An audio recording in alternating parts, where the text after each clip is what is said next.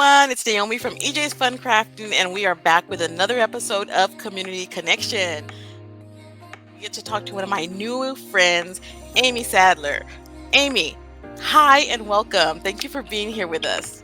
Thank you for Hey. having me, Naomi. This is so much Today, I fun. wanted to talk to Amy about her creativity, how she got started, things that motivate her. So let's just jump right into it. So, Amy, could you please just tell us a little bit about your background as a creative?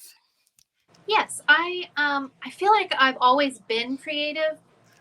However, I don't feel like I was using it completely the way the potential that I didn't realize the potential Hmm. that I had myself. But when I was basically like a 17-year-old mom and married and broke, I had to find really creative, cheap ways to have fun with my son and also to have cute things on a really, really tight budget. So I started crafting.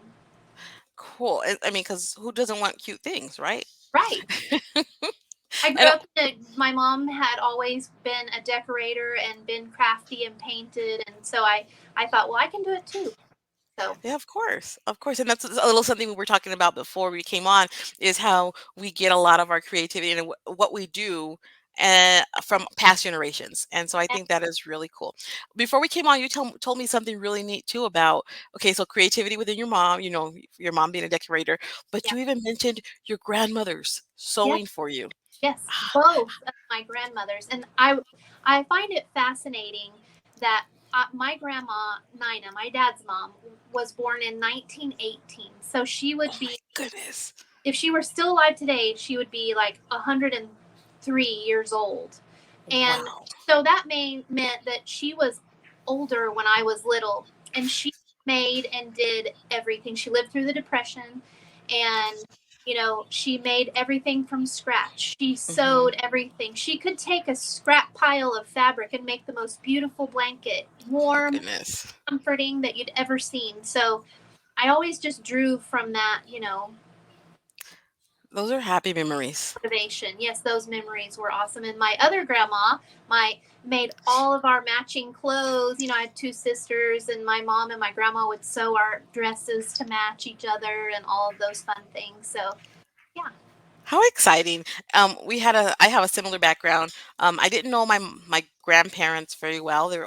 My parents were a little bit older, but my mom sewed all of our clothes, yeah, and she'd have us matching. So the coolest thing for me was when I had my own kids, and I was like, "Oh, I'm gonna sew 'em." I didn't even get to sew their clothes because I had my sister wanting to sew for them, and my mom even. I have pictures of my mom had made them each, and my baby was. I have two daughters and a son, and she made them with the same fabric. She made the girls' dresses and my son a little short romper suit. It was the cutest thing. So I know about that. The sewing and matching. I love it. yeah.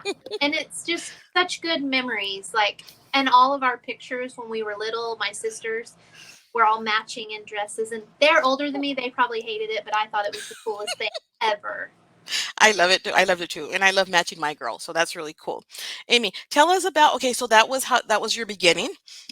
What tell us about what you do creatively now.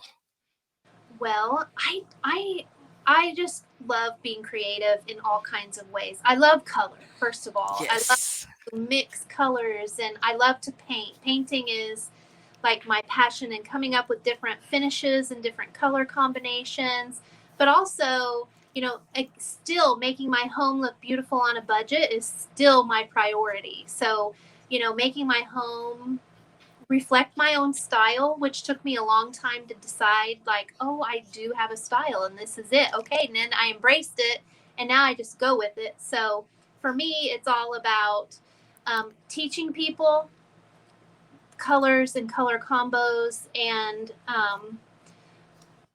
then my own, making my own home beautiful. Does that make sense? It makes a lot of sense. It's When you so mentioned simple though. When I talk about it out loud, it's really that simple. but it's hard for us to bring it out of ourselves. Yes. I know it is. I don't feel like I have a decorating style either. And I'm like, okay, well, I'm gonna learn. I'm gonna get something. Yeah. I'm gonna find my style. Yeah. Well, mine's That's cool. definitely eclectic and vintage, and I think that all goes back to my having grandparents that they had vintage things in their house, which weren't maybe vintage at the time. I've For been, the yeah. I just their oil paintings on the walls and things like Mhm. that that I just held on to, and now that's what I love. So it's I love interesting that. how that comes full circle. Yes, I was gonna say that, and I love how we can reflect our past, even the parts of the past we didn't really live through, Yeah, by bringing those things, yeah, into what we do now.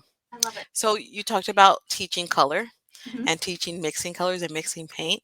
Hmm. Where do you teach that? I mean, do you have like a website? Do you like do in person or? I have a membership group, and I Uh teach huh. online on Thursdays in my private Facebook group, and I teach how to mix different colors for resin art and for painting, and even waxes and things like that. So. Even waxes? Oh Mhm. my goodness, I didn't know. I didn't know that. I know you showed us how to mix micas before when I was able to be in your group for a bit. Um, that is so cool. Yeah, So so even you can mixes. mix micas and colorants and tints to make custom colors, and you can put that into resin. You can also put it into a clear wax to go over a paint finish. You can also tint your own paint and your own glazes that way as well. So it's So just I bet you have like custom stuff at your house and around you that nobody is even seen yeah, anywhere else. and I do that for my customers as well. I will try to always reflect their style in maybe a kitchen island, or sometimes I can do the entire kitchen, but most of the time in a piece of furniture or in the kitchen island, we can really, really get creative with a beautiful paint finish that will show a person's style, and it's so much fun. And I say that, I'm looking at you, I'm watching you and listening to you say this, and I'm looking at my kitchen counters right now. My cabinet's like, we just got estimates for those. So anyway, so is that like your a part of your big job? I know a lot of us have jobs outside of just our creating. Is that what you do? So I create content videos for other companies, and I have my Oh, membership group, and I still um, have if I still work for former clients, and when they okay. have new homes and they refer me, I will still paint kitchens and kitchen islands and furniture for clients.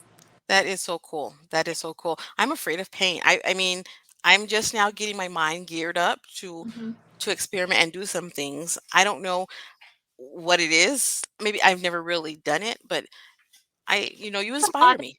a lot of people are afraid of paint and painting, especially kitchen cabinets, because you can see it go bad, and you see that Hmm. online, or paint, paint jobs gone wrong. However, you just do a little research and you just make sure that your prep work is done and done well. You can have a super beautiful, durable finish that will last you many, many years with just the right prep work. So it's nothing to be afraid of. It's just having the confidence to do it, and just making Y- sure you do a little bit of research and get the right prep work. You all heard her, and she has a YouTube channel, I know. And Yes, so that's yes. where you got to go. You got to go there and learn some tips. What's your biggest challenge when it comes to creating, either for clients or for yourself? Oh goodness. Probably I have pretty good confidence in um my style now, but I would say throughout my life it's been just making that commitment. It's like cutting that fabric. You have that Hmm. you the best fabric, so you've got the best idea, and it's just that first cut. It's just that first step. That's probably the hardest. But then once I go, I'm good. So That's I think just making that first cut.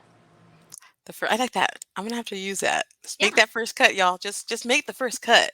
Yes. I like You that. know what I'm talking about. Every sewer, if Yeah, you've I ever do. sewn anything, you know that you're like that first cut is like, am I in the right spot? Am I getting the right Exactly. part of the pattern that I want? Am I doing this just right? And then you make the cut, and you're like, I'm in, I'm sold, I'm doing this. I always hear my mom, you better not cut into the middle of the fabric like that. You better fix those pieces. See, it's a thing.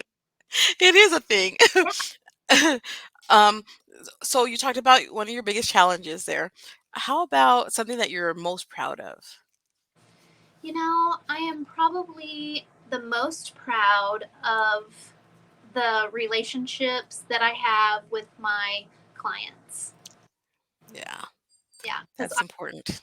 my long term clients, I would do anything for them and they keep coming back and trusting me. And so I'm really proud of that. That is something to be proud of because it's all about relationships in the end. It Yeah, really is. very So important to me. super, super, Mhm. and I agree with you. That's on the top of my no matter what I'm doing. It's usually the relationship that matters the most. Yeah. So that's amazing. Amy, where can we find you, and how can we support you?